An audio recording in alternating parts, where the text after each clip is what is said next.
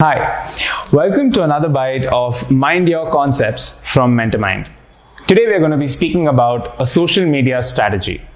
A social media strategy defines the use of social media by an organization to achieve its communication aims. It also defines the platform and content it will use to achieve its goals. It involves the outlining of goals and measurable objectives for using social media, and the target outcomes need to be achieved. A simple way to come up with the social media strategy is to answer the following key questions. The first key question is, why do you want to be on social media?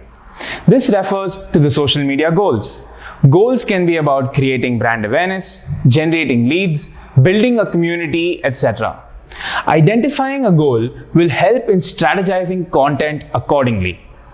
The goals for any campaign need to be SMART, which is the SMART framework. S here stands for specific. The goal should be clear and defined. Example, to increase brand awareness or to increase engagement, etc. M in SMART stands for measurable.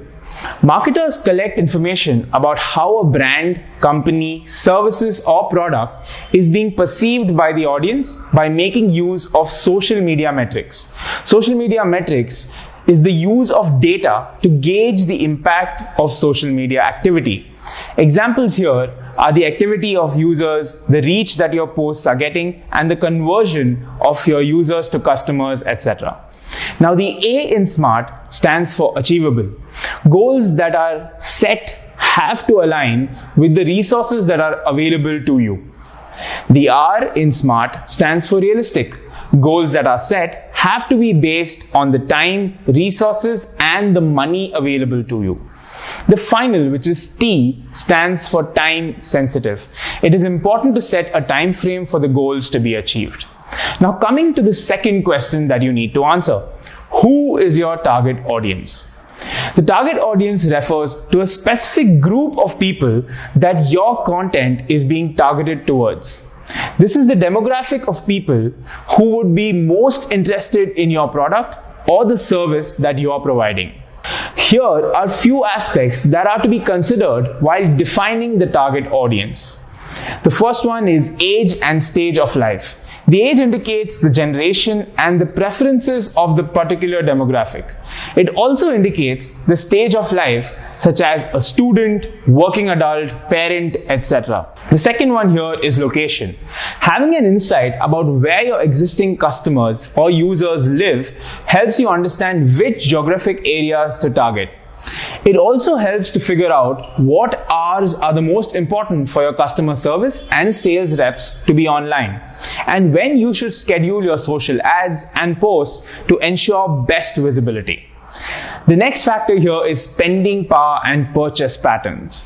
Understanding the purchasing power and the patterns of purchase gives you an insight into whether or not they can afford your services or product.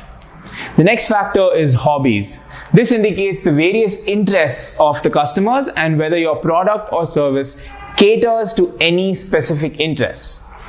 Bringing me to the third key question you need to answer.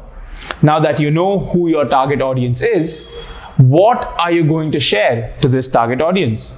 This refers to the kind of content that you want to share. Based on the goals and the target audience, you will be able to get a better understanding of what kind of content will be better perceived. This type of content refers to the format such as images, videos, GIFs, blogs, etc. It also refers to the theme of the content.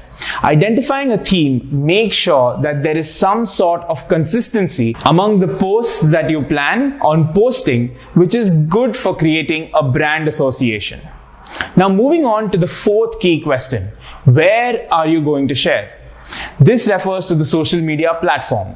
Each social media platform caters to a certain audience and has its own unique features. It is important to gain an understanding of what kind of content is better suited for a certain platform based on the audience that that platform engages with, the kind of content, the platform-specific formats of content, and so on. For example, Twitter is a good option if your business is about immediacy. It helps you reach out to your followers with breaking news, announcements, important messages, and other in-the-moment information.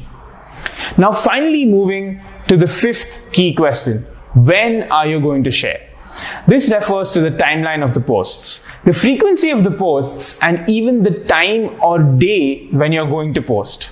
By making use of metrics, you can understand what is the best time to engage with your followers and what day they're the most active on social media. This will ensure that the maximum number of followers view your content.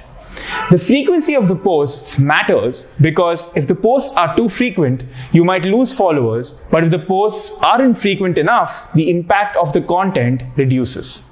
This is why it's extremely important to create a detailed timeline that factors in all these aspects while creating a social media strategy. We hope you make use of all these factors when you're creating your social media strategy in the future.